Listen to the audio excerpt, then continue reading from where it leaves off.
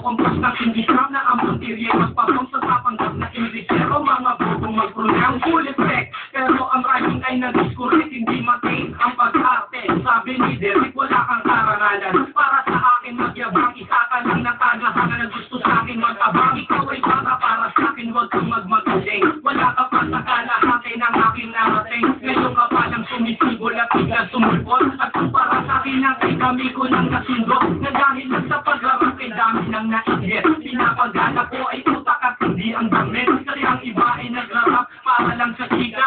Paano kung hindi na gusto bigla ka na ng nilika? Hindi usapan kung balakan o maging baguhan. O kung ang likay nasa kaliwa o nasa kanan. Ang importante para sa akin ay maging malaya. Hindi yung tipo champion ka ng dahil lang sa daya. Hindi ka dapat mag-angas kung mas palasikat. Alam ko, alam mo rin na alam din ang lahat. Ika'y nagbibingi-bingihan at nagpapakadisente na sa tuwing ito ay nababagas ka innocent. Ang akin po napakasimple pero di naubos. Alang mga ras buong buo pero malayong magbutas. Ipinamalat na ang husay sa mga klase ng telefon. Di ka pa makakalaban, di ko kailangan pang bumelo. Di naging basihan sa dami ng iyong alalay. Ang pagiging magaling, wala sa estado ng buhay. Aking sa tundo, walang sapat na pera. Aking kantay di kalidad at yaman ko ang letra. Hindi ako nagbibitaw ng mga patapon. Isang talento na hindi pinansin ng ilang taon. Ako yung preso na pinapangarap mong bumaba. At gusto mo kong isama sa iyong pagkadapa. Ikaw ang nagsimula,